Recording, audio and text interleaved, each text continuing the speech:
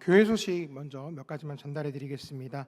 말씀 사경회가 돌아오는 금요일부터 금요일 저녁 7시 반부터 주일 오후 예배까지 차준희 목사님 강사로 모시고 진행됩니다. 귀한 은혜의 시간이 될 텐데 정말 사모하고 기대하는 마음으로 함께 기도하면서 준비하는 귀한 은혜의 시간 되기를 소원합니다. 신년 목장별 대신방 담임 목사님 인도로 계속 진행 중에 있습니다. 아직 신방 날짜 결정하지 못하신 목장에서는 목원들과 이렇게 잘 논의하시고 날짜를 정하셔서 저희 교구 담당 부목사님들께 전해주시면 감사하겠습니다. 기타 나머지 광고 내용들은 주보를 참조해 주시겠습니다. 오늘 이 하나님 앞에 정말 우리 삶을 온전히 드리겠다라고 이렇게 다짐하는 이렇게 4, 5, 6 여전도의 헌신 예배로 우리가 또 이렇게 함께 모이게 됐는데요. 어떻게 하다 보니까 제가 말씀을 준비할 때 이렇게 흔히 말하는 그런 시리즈처럼 이렇게 준비를 하게 되면서 말씀을 전하게 되는 것 같습니다. 특별히 길따르미들이라는 이런 개념을 우연히 이제 어떤 목사님의 설교집에서 이렇게 보게 되고 이것에 대해서 좀 더 생각해 보면서 이제 말씀을 이렇게 계속해서 전하게 됐는데, 처음에 전했을 때 그 말씀 아마 기억하시는 분들 계실 겁니다. 좁은 문으로 들어가야 되는 것, 그리고 좁고 협착한 길을 걸어가야 한다는 것들, 찾는 사람이 많지 않은 그 길로 가야 한다. 그렇게 행하는 사람이 길따르미들이다라고 그렇게 말씀을 나눴었습니다. 특별히 오늘 이렇게 헌신을 다짐하기 위해서 이 자리에 서셨던 우리 456 여전도의 회원 여러분들은 정말 그 좁은 길의 가장 최전방에서 그렇게 주님의 뒤를 따르는 그런 귀한 사명자들이신 줄로 믿습니다. 또 그렇게 우리 모든 성도들이 다 되어가게 될 줄로 믿습니다. 우리 아까 말씀 읽었었는데요, 우리 누가복음 5장 27절 28절 말씀 다시 한번 같이 함께 읽어보려고 합니다. 오늘 우리에게 주시는 하나님의 말씀, 신약성경 누가복음 5장 27절에서 28절까지 말씀을 같이 함께 합독해서 읽도록 하겠습니다. 함께 읽습니다. 시작. 그 후에 예수께서 나가사 레위라 하는 세리가 세관에 앉아 있는 것을 보시고 나를 따르라 하시니 그가 모든 것을 버리고 일어나 따르니라. 아멘. 이 말씀 속에 보면 우리 헌신을 다짐하는 우리 그리스도인들이 주목해서 봐야 될 인물이 한 명 나옵니다. 바로 그게 누구냐 하면 세관에 앉아 있다가 우리 예수님의 부름을 받은 레위, 우리 이제 마태라고 우리는 잘 알고 있는 이 사람입니다. 아주 대화 내용이 길지 않습니다. 예수님 딱 한마디 하셨을 뿐인데 그 말을 듣고 모든 것을 버리고 즉각 그 자리에서 일어난 사람이었죠. 헌신을 다짐하는 우리에게 이렇게 연초에 우리가 헌신 예배를 이렇게 모든 기관들이 다 함께 이렇게 주관해서 드리고 있는데, 이 레위의 모습이 좀 도전이 되는 것 같습니다. 내가 왜 이 길을 가고 있는가? 나는 어떤 것을 근거로 해서 이 사명의 자리를 지켜야 하는가? 이런 근본적인 질문이 이제 던져지게 되는 것이죠. 헌신의 길을 가다 보면 때로는 마귀의 시험을 받게 되기도 하고, 또 때로는 정말 지치고 낙심해서 어디로 가야 할지 몰라서 길을 가는 그 방향을 잃어버리게 될 때도 있습니다. 그런데 이런 상황에 빠졌을 때 주님의 그 길따름이들이라고 말하는 우리에게 가장 절실하게 필요한 것이 바로 무엇인가 하면 그것은 바로 권위라는 것입니다. 오늘 본문에서 레위가 자기 몸을 일으켜서 움직이게 됐던 이 힘이, 레위가 어떤 자기 자신이 열정을 가지고 자기가 어떤 결단을 하고 움직인 게 사실은 아니라는 것이죠. 그것은 이 레위를 부르신 분이 갖고 있던 절대적인 권위에 있었던 겁니다. 헌신은요, 내 열심을 쏟아붓는 활동이 아니고 나보다 높으신 분의 그 권위 앞에 내 인생의 주권을 굴복시키는 거라는 겁니다. 우리가 어떠한 상황에서도 흔들리지 않고 이 좁은 길을 끝까지 걸어갈 수 있는 이유는 우리를 부르신 분의 권위가 확실하기 때문에 그렇다는 겁니다. 우리가 걸어가는 이 여정은 내 뜻을 관철하기 위해 가는 여정이 아닙니다. 주님의 권위를 인정하면서 그 주님의 뒤를 따르는 여정이라는 것이죠. 그렇다면 오늘 이렇게 단박에 단숨에 이렇게 순종했던, 레위가 이렇게 순종했던 그 절대적인 권위가 무엇인가? 그러면 그 권위 앞에 서 있는 우리 헌신자들은 어떤 삶을 살아야 하겠는가? 그래서 오늘 우리가 함께 읽었던 본문에 나왔던 레위를 먼저 볼 거고요. 그다음 두 번째로 아브라함을 한번 살펴볼 겁니다. 그리고 마지막 세 번째로 예수님의 말씀을 듣고 근심하며 돌아갔던 부자 청년, 이 세 사람의 모습을 보면서 우리 헌신의 그 뿌리가 되는 우리 예수님의 권위를 다시 한번 확인해 보고 생각해 보려고 합니다. 먼저 첫 번째로 오늘 우리가 읽었던 본문에 나온 사람 보면 예수님께서 제자 레위를 부르시는 장면이 나옵니다. 레위는 그 당시에 교역이 아주 많던 가버나움의 그 세관에서 세리로 일하는 사람이었죠.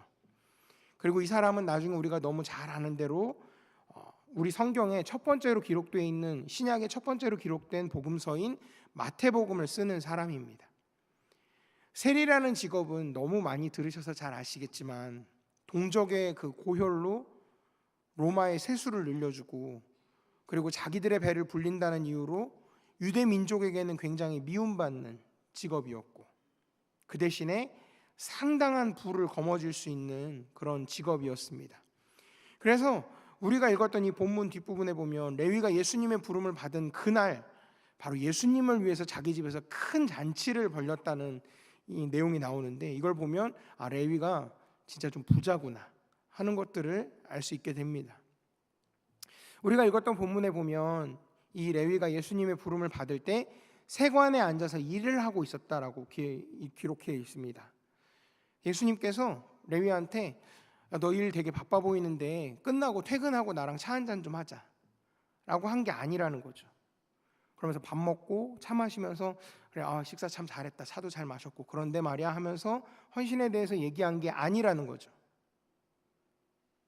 갈릴리 호수에서 고기를 잡던 제자들이 부름받았을 때와 똑같이 레위도 그 일터에서 그 일하고 있는 중에 그 현장에서 부름을 받았다라는 겁니다.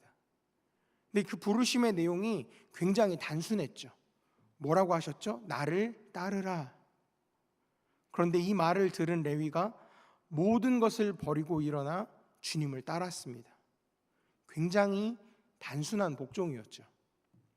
레위가 옆에 같이 일하고 있던 동료들이나 옆에 보호하기 위해 서 있던 그 로마 군인들의 눈치를 봤다는 내용은 없습니다.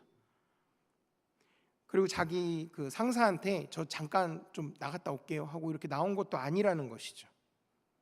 근데 이게 레위 혼자만 이런 행동을 한 게 아니었습니다. 주님이 부르셨던 다른 제자들도 다 똑같은 행동을 했습니다. 그리고 그날 레위는 자기 집에서 예수님을 위해 큰 잔치를 열었다라고 기록이 되어 있었죠. 굉장히 단순한 얘기인데 이 얘기가 잘 이해가 되시나요?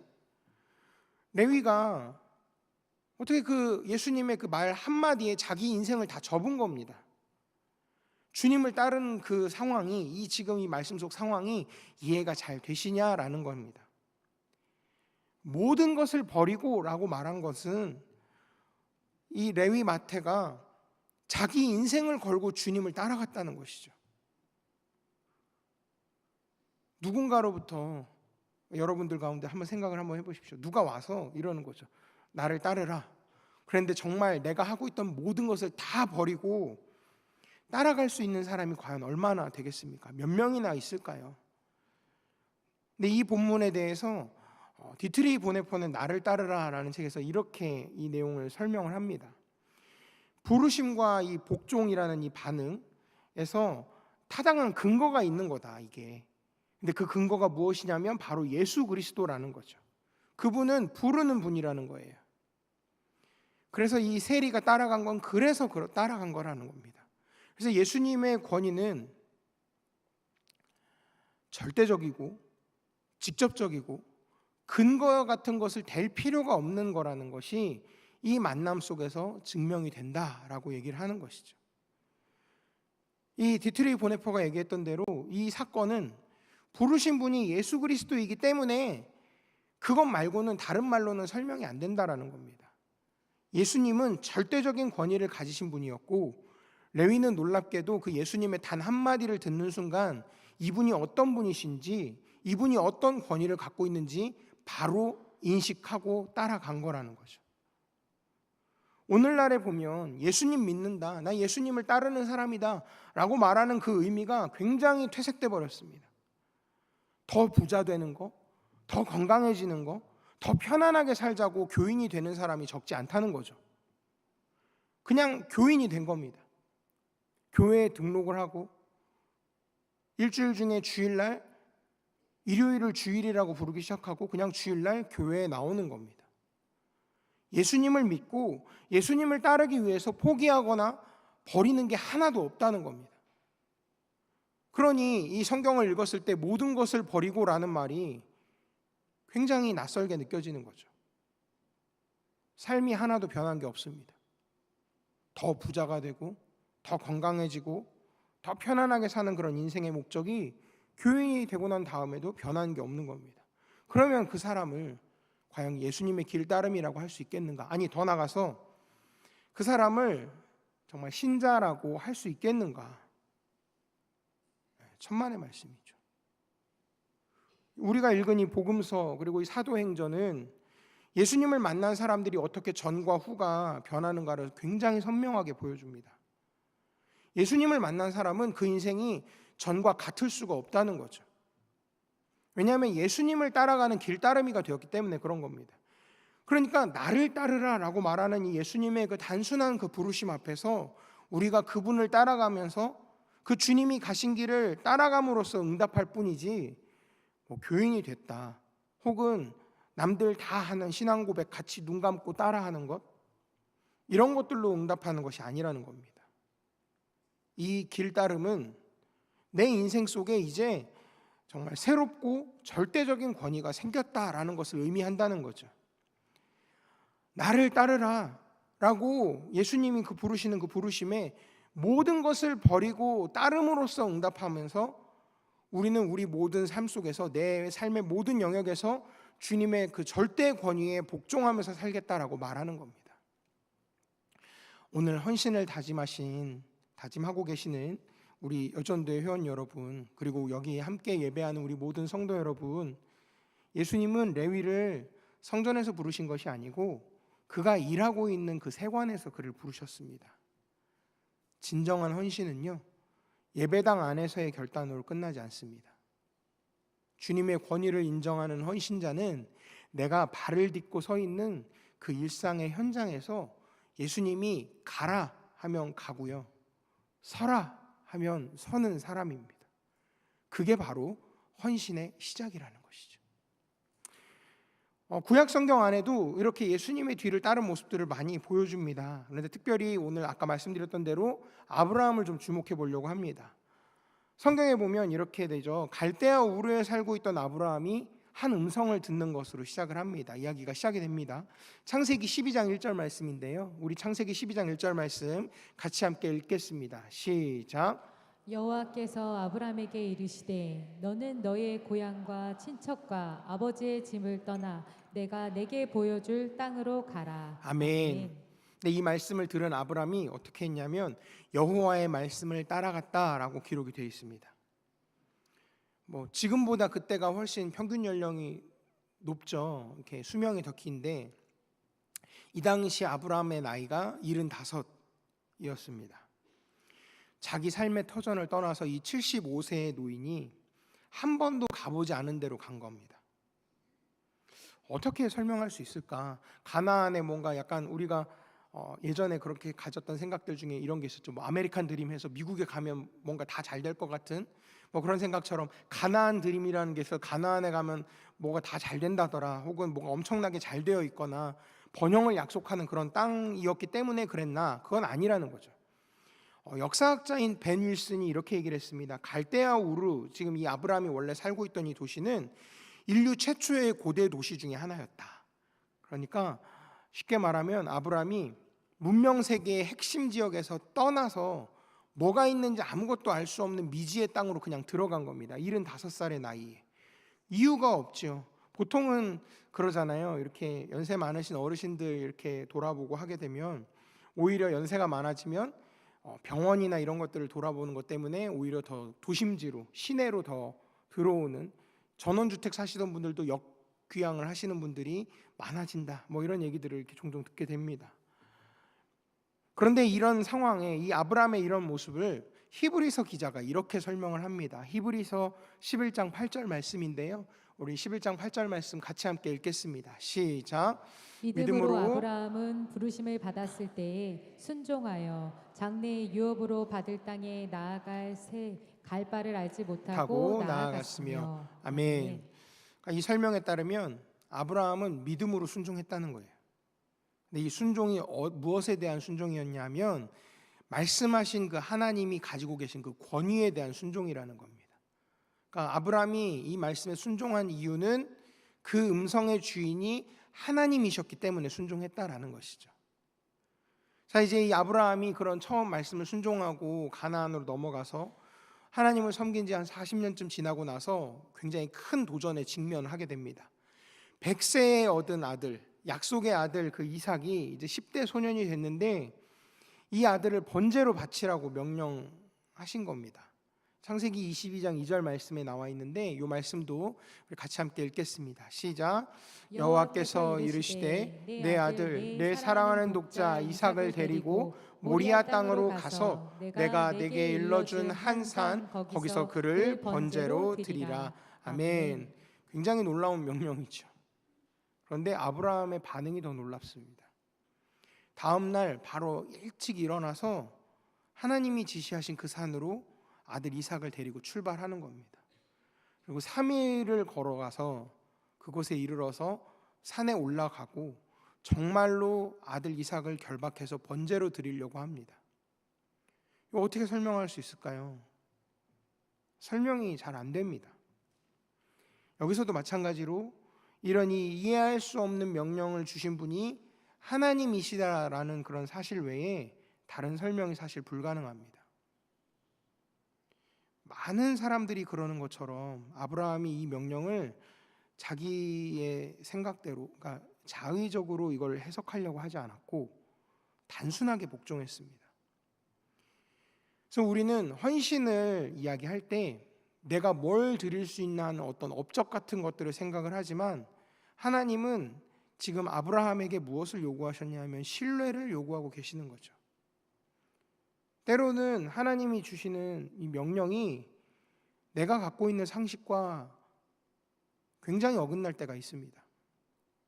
또는 내가 소중하게 여기는 것을 요구하실 때도 있다는 거죠. 그렇지만 그 명령을 내리시는 분이 누구인지 우리가 알기 때문에, 그분이 가지고 계신 권위가 얼마나 절대적인가 하는 것을 우리가 알기 때문에 갈 바를 알지 못해도 첫 걸음을 떼는 것, 그게 바로 오늘 우리가 회복해야 되는 헌신의 본질이라는 것입니다. 오늘 아까 얘기했던 첫 번째로 말씀드렸던 레위, 예수님의 제자 마태, 레위, 그리고 지금 막 말씀드렸던 아브라함의 이야기는 권위가 어떤 건가를 잘 보여줍니다. 권위가 사실 사람을 움직이게 하고 따르게 하고 또 심지어는 거기에 맞춰서 인생을 걸기도 하는 거죠. 사람을 창조하셨을 때의 이야기를 잠깐 해보겠습니다. 본래 인간은 권위 아래 살도록 창조되었어요.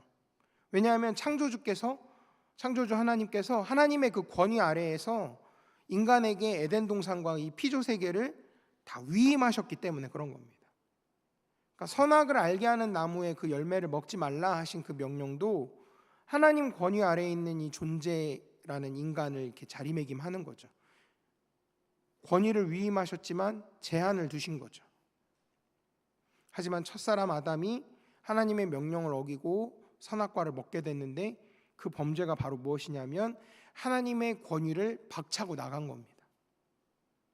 권위라는 것을 나에게 매어진 억압이라고 생각하고 나에게 매어진 올무라고 생각했기 때문에 그 아담이 가졌던 이 태도가 아담의 후예인 우리 모두의 이 인간 사회의 고질적인 문제가 돼버린 겁니다. 왜냐하면 비록 타락했어도 인간은 권위 아래에서 태어나기 때문에 그런 겁니다. 아이가 처음에 태어나면 처음에 만나는 권위는 바로 부모님이죠. 부모라는 그 권위를 만나고 성장하면서 또 학교에 가면 선생님이 가지고 있는 권위가 있죠. 그리고 여러 가지 그 사회의 그 질서라고 하는 질서가 갖고 있는 권위들이 있는데 그런 다양한 권위들을 이제 경험하게 되는 겁니다. 그런데 이 권위들이 이 자녀와 그 제자들 안에서 타락한 인간 안에 있는 그 권위에 대해서 뿌리 깊은 반항심이 서로 부딪히게 되는 겁니다. 인간은 사실 성장하면 성장할수록 점점 권위로부터 벗어나려고 합니다. 근데 그 성향이 가장 인간에게 폭발적으로 드러나는 때가 바로 사춘기잖아요. 자기가 그 권위 그 자체가 되려고 하는 겁니다. 그러니까 누구의 권위도 어떤 권위도 사실 먹히지 않게 되는 거죠. 근데 사실 인생을 살아가면서 자기가 지식을 많이 쌓고 어떤 뭐 학위를 갖거나 물질을 많이 갖게 되거나 부유해지거나 경험이 많거나 경륜이 많아지면 그럴수록 인간의 이런 권위에 대한 대항적인 태도가 점점 더 견고해집니다. 엄밀하게 말하면 이건 탈권위가 아니라 권위를 벗어나려고 하는 행동이 아니라 나 외에는 다른 권위를 아예 인정하지 않겠다라는 태도라는 거죠. 근데 이런 경험에서 완전히 자유로운 사람은 사실 아무도 없습니다. 그래서 가정에서 자녀들을 기를 때 권위를 제대로 가르치는 게 굉장히 중요하다라는 거죠. 그렇다고 뭐 모든 상황에서 야 아무것도 묻지도 말고 따지지도 말고 그냥 내가 하라는 대로 해 이런 얘기를 하는 게 아니고요. 그런데 권위는 사실 이해의 범위를 넘어서서 순종을 가르칠 때가 있다는 겁니다. 요구할 때가 있다는 거죠. 그러니까 자녀에게 부모의 권위에 순종하는 걸 가르치는 건 결코 부모가 편하자고 하는 게 아니라는 겁니다. 그것은 보이지 않는 그 하나님의 권위를 눈으로 보이도록 배우는 첫 번째 훈련장이기 때문에 그런 것이죠. 가정에서 질서에 대해서 복종하는 걸 못 배우지 못한 아이는 나중에 하나님 말씀 앞에서도 자기 소견에 옳은 대로 행하는 영적 무질서에 빠지기가 쉽다는 겁니다. 그래서 부모는 먼저 자기 스스로가 하나님 권위 안에 있는 걸 먼저 삶으로 이렇게 보여주고, 그리고 자녀에게는 사랑 안에서 그 권위 안에 머물 때 안전하다라는 것을 가르칠 수 있어야 된다는 겁니다. 왜냐하면 이제 우리 자녀들이 경험하고 살아가게 되는 이 사회생활은 권위를 인정할 것을 요구하기 때문에 그렇죠. 그래서 무엇보다 우리 부모님들은 하나님의 권위를 인정하는 것을 자녀에게 잘 가르칠 수 있어야 합니다. 십계명을 보면 이렇게 기록되어 있죠. 첫째 계명이 무엇이죠? 너는 나 외에 다른 신들을 내게 두지 말라. 하나님께서 이 언약 백성들한테 최종적이면서 절대적인 권위라는 것을 십계명의 첫 번째부터 가르쳐 주신 거라는 겁니다. 권위를 인정하는 것이 언약 백성, 그리고 이 길따르미들의 출발점이라는 걸 보여주는 그런 말씀인 겁니다. 근데 예수님께서 제자들을 부르실 때, 특별히 오늘 말씀에서 이 레위를 부르실 때의 장면도 동일한 모습을 보여줍니다. 굉장히 권위 있게 말씀하신 거죠. 나를 따르라. 거기에 레위는 단순하게 복종했습니다. 이게 바로 길따르미의 출발점이라는 것이죠. 예외가 없습니다. 회심이라는 건 죄인이 하나님의 절대 권위를 인정하는 첫 번째 반응이라는 겁니다. 회심의 과정이 없이 교인이 되면 계속해서 하나님과 그 말씀에 대해서 자꾸 회의적인 생각들이 속에 담기게 됩니다. 그래서 주님의 권위에 대해서 인정하는 것, 그리고 거기에 대해서 단순하게 복종하는 게 이런 사람들에게는 사실 불가능하다라는 것이죠. 길따름이라고 보기 어렵다라는 것입니다. 예수 그리스도의 이 길을 따라가는 이 길따름이들에게 궁극의 권위는 바로 예수 그리스도이시죠. 나를 따르라 라고 말씀하신 이분의 권위가 이 길따름이들의 삶 전부를 지배한다는 겁니다. 신약 성경에서 보여주는 제자들의 삶이 그랬습니다. 말로만 그럴싸하게 생사화복을 주장하신다라고 하는 게 아니라 정말로 내 인생의 모든 것을 주장하시는 예수님의 권위를 인정하고 그 아래에서 사는 것이죠.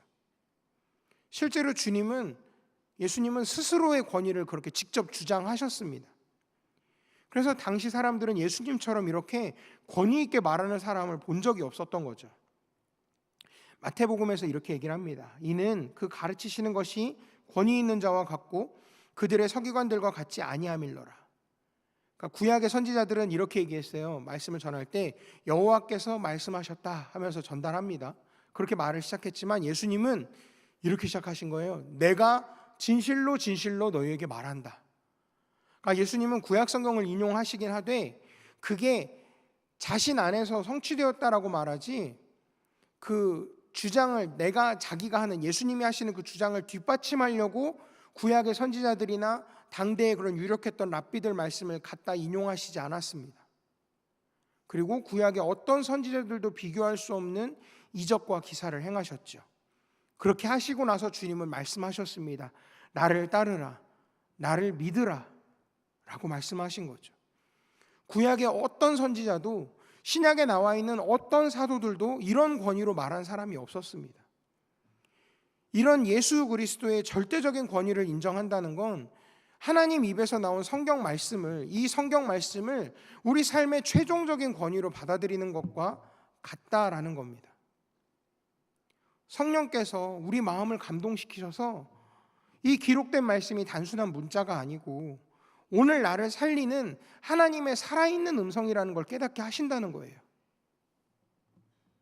성령으로 거듭난 사람은 이제 자기 고집을 꺾고 하나님 말씀 앞에 기꺼이 복종하는 그런 새로운 삶의 원리를 갖게 된다는 겁니다. 예수님을 믿는다라는 건 예수님을 내 인생의 최종적이고 직접적이고 실제적인 권위로 인정하는 것뿐만 아니라 성경을 하나님의 입에서 나온 절대 권위로 인정한다라는 뜻인 겁니다. 자기 말고는 어떤 권위도 인정하지 않던 그 죄인이 다시 그 하나님의 절대 권위 아래로 들어와서 산다라는 것이죠.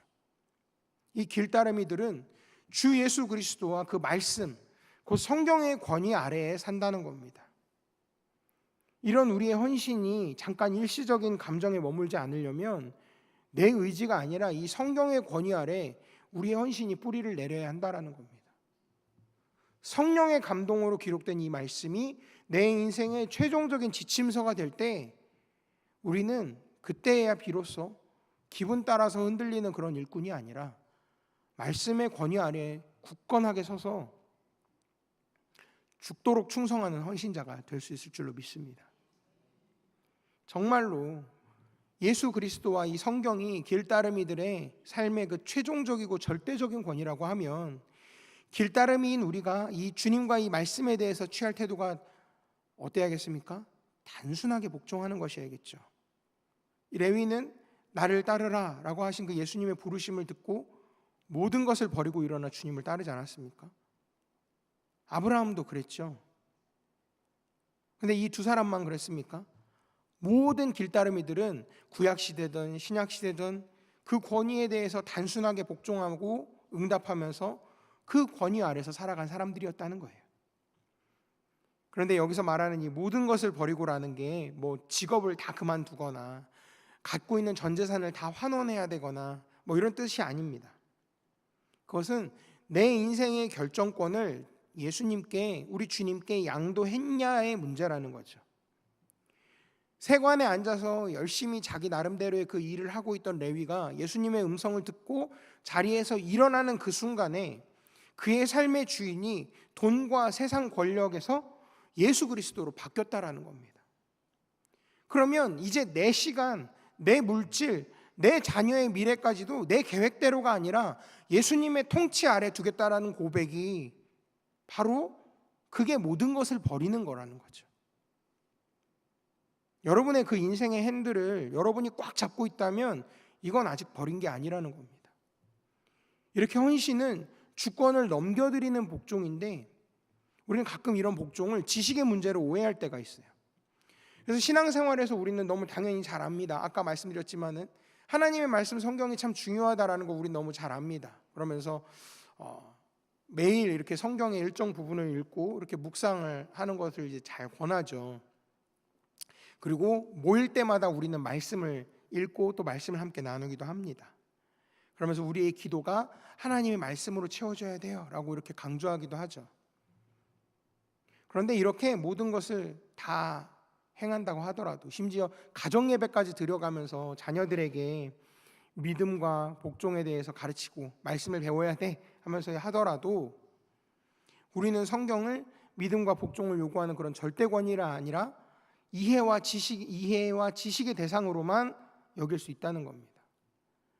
정확하게 똑같지는 않은데, 아까 말씀드렸던 세 사람 중에 마지막 세 번째, 예수님께 나왔던 부자 청년의 경우가 그랬죠. 처음에 예수님께 와서 이렇게 물어요. 제가 무슨 선한 일을 해야 영생을 얻겠습니까? 라고 물어요.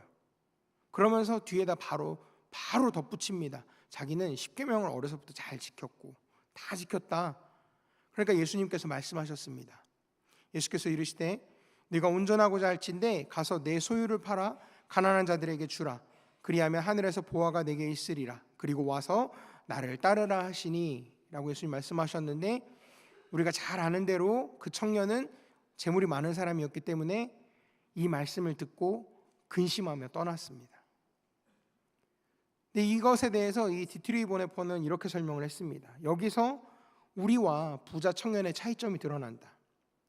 부자 청년은 이렇게 얘기했다는 거죠. 나는 예수님의 말씀에도 불구하고 부자로 살되 내 재산의 구속을 받지 않고, 내가 부족함에도 불구하고 내 죄를 용서받은 것으로 만족하고 그냥 믿음 안에서 예수님과 그냥 친교를 맺을 거야 라는 그런 혼잣말로 자기를 그 예수님의 그 부르심에 슬퍼하며 떠나가면서 복종과 믿음을 버렸다라는 거죠. 그러면서 보네폰이 이렇게 얘기했습니다. 차라리 그게 솔직한 거다. 자기 한계를 솔직하게 인정하고 겉으로만 따르는 척하면서 옆에 그냥 머무르는 게 아니라 그냥 떠나는 걸 선택을 했다. 지금 당장은 떠났는데 이 사람이 나중에 어쩌면 그 거짓된 친교의 의식을 버리고 혹시 나중에 진정한 관계를 맺을 가능성이 더 높은, 차라리 솔직한 태도를 보인 거다라고 이렇게 얘기하더라고요. 근데 이 말씀이 부끄럽게 느껴지기도 합니다. 사실 이 청년은 알고 있었던 거예요. 믿음과 복종이라는 게, 그러니까 주님을 믿는다는 거, 그리고 따르라는 명령에 대해서 단순하게 복종하는 게 이게 나눠질 수 없다는 걸 알고 있었던 겁니다, 사실은. 그런데 우리는 종종 아니면 습관적으로 내 신앙이 아직 어려서 주님의 명령을 있는 그대로 받으면 안 되고 영적인 의미가 뭐가 있을 거야. 좀 이렇게 돌려서 생각을 해봐. 잘 생각해봐. 여러 가지 또 다른 명분을 가지고 믿음과 복종을 분리시키는데 굉장히 익숙한 건 아닌지 좀 자신을 돌아볼 필요가 있습니다. 단순한 복종을 제거해버리면 자기 정당화라는 그런 값싼 은혜가, 예수님의 은혜라는 아주 그 귀한 값을 매길 수 없는 그 은혜를 계속해서 밀어내고 대체해버리게 된다는 것이죠. 사실 우리는 이 부자 청년처럼 대놓고 예수님을 떠나진 않아요. 하지만 교묘한 방식으로 권위를 회피합니다. 용서하라는 말씀에 그 권위 앞에서 권위 있는 예수님의 말씀으로 용서하라 했는데 이러는 거죠. 예수님, 내가 받은 상처가 아직 너무 커서 아직 준비가 안 됐어요. 순종을 유보하는 겁니다. 정직하라 라고 말씀하시는데 이건 현실적으로 어쩔 수가 없습니다. 누구나 다 하는 관행이에요. 상황을 권위 위에다 두는 거죠. 이건 그 예수님의 권위를 인정하는 게 아니라 내 형편과 내 감정을 최종적인 권위로 삼는다는 겁니다. 믿음은 내 상황이 이해될 때 따르는 게 아니라 예수님이 말씀하셨기 때문에 상황을 넘어서 발을 뗀다라는 것이죠. 모든 것을 버리고 예수님을 따랐던 이 레위나 근심하며 예수님을 따라갔던 부자 청년이나 둘 다 동일한 부르심 받았습니다. 그런데 이 두 사람은 결론은 다른데 과정은 정확했어요. 그 부르심의 의미를 나름대로 해석하지 않았습니다. 자기 멋대로 해석하지 않았다는 거예요. 이 점을 우리가 오늘 배웠으면 좋겠습니다. 길따르미에게 있어서 믿음과 복종, 그러니까 이 주님을 믿는 것과 주님의 그 말씀, 주님께 복종하는 그 단순한 복종은 결코 분리될 수가 없다는 이 사실, 이것을 우리가 꼭 기억하고 돌아갈 수 있기를 소원합니다. 제 말씀을 마무리하려고 합니다. 그리스도의 길따름이가 된다는 것, 예수 그리스도께 얽매이는 겁니다. 그래서 어떤 사람들은 어떻게 그렇게 살아? 답답하겠다 라고 오해하기도 합니다. 그렇지만 예수님은 분명히 말씀하셨어요. 요한복음 8장 32절 말씀 같이 함께 한 목소리로 읽겠습니다. 시작. 진리를 알지니 진리가 너희를 자유롭게 하리라. 아멘. 하나님의 권위는 억압이 아니라 사랑으로 작동하기 때문에 그렇습니다. 사랑에 매이면 그 대상이 원하는 걸 할 때 억지가 아닌 기쁨으로 하게 되는 겁니다. 마치 출애굽기에 이런 말씀이 있더라고요. 주인과 가족을 너무 사랑해서 자유를 얻을 수 있는데 스스로 자유를 포기하고 스스로 문설주에다가 귀를 대고 귀를 뚫는, 그래서 평생 내가 이들의 종이 되겠다라고 선택했던 그런 구약의 종의 이야기가 출애굽기 21장에 나옵니다. 마치 그런 것처럼 길따름이는 하나님의 말씀에 매이는 것을 가장 큰 자유이자 기쁨으로 여긴다라는 겁니다. 사랑하는 성도 여러분, 결론적으로 여러분들에게 묻겠습니다. 여러분은 정말 예수님의 참된 길따름이십니까? 여러분의 삶 위에는 세상이 흔들 수 없는 예수님의 권위가 세워져 계신가요? 여러분의 자녀가, 여러분의 이웃이 여러분 보면서 저 삶을 움직이는 그 위험 있는 권위가 대체 어디서 나오는 거야? 라고 물을 만한 그런 삶을 살고 계시냐 하는 것입니다. 믿음도 또한 하나의 복종입니다. 예수님께서 레위를 부르셨을 때 레위는 사실 아는 게 별로 없었을 겁니다. 어떤 거창한 신학 같은 걸 갖고 있는 게 아니었죠. 하지만 나를 따르라 라고 하는 그 예수님의 말씀에 즉각 몸을 일으켜서 자기 믿음을 증명했습니다. 믿음은 내 머리로 다 이해한 뒤에 움직이는 게 아니라는 거죠. 그리스도의 권위 아래에 내 인생의 첫걸음을 내딛는 복종이 바로 믿음이라는 것입니다. 지금 이 시간에 예수님은 이 기록된 말씀을 통해서, 이 말씀을 통해서 우리 각자를 다 부르고 계십니다. 나를 따르라. 오랫동안 신앙생활 해왔지만 여전히 내 고집과 내 상황이 주님의 말씀보다 앞서 있었던 분들이 있다면 이 시간에는 응답하셨으면 좋겠습니다.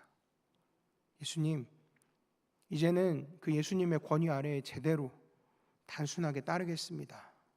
이렇게 말이죠. 내 힘으로는 안 되는데 우리 안에 계신 성령님께서 그 완고한 마음을 녹여주시고 순종한 힘을 주실 줄로 믿습니다. 우리 성결교회의 신앙 선배들은 언제나 그 성결의 열매를 헌신으로 증명해 왔습니다.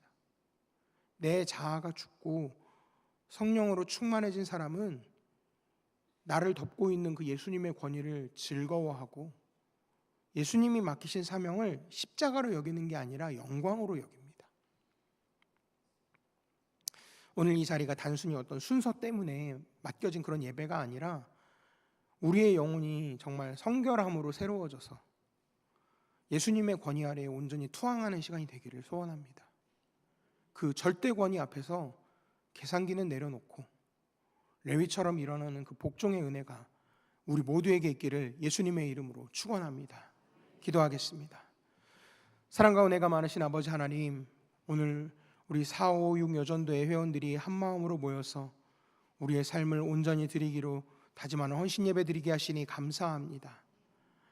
우리는 그동안 길따름이라고 자처하면서도 예수님의 권위보다 내 형편과 세상의 계산을 앞세우며 살아왔음을 고백합니다. 인생의 핸들을 여전히 내가 쥐고 내가 이해되는 만큼만 순종하려 했던 우리의 완고함을 이 시간 용서하여 주시옵소서. 주님, 오늘 레위의 결단을 보았습니다. 세관이라는 안락한 자리를 박차고 일어나 주님의 부르심에 즉각 순종했던 그 단순한 복종이 우리의 고백이 되기를 소원합니다. 갈 바를 알지 못해도 주님의 권위만을 믿고 발을 떼었던 아브라함의 그 신뢰가 우리 여전도의 회원들 그리고 우리 모든 성도들의 심령 가운데 부어지게 하여 주시옵소서. 특별히 헌신을 다짐하는 우리 여전도의 회원들을 축복합니다. 가정의 일꾼으로 또 교회의 기둥으로 살아가는 이들이 우리 주님의 절대 권위 아래 거하는 참된 자유를 누리게 하여 주시옵소서. 우리 모두의 헌신이 일시적인 감정에 머물지 않게 하시고 이 기록된 말씀이 내 인생의 최종 지침서가 되어서 죽도록 충성하는 사명자들 되게 하여 주시옵소서. 성결의 은혜를 입은 자로서 그 열매를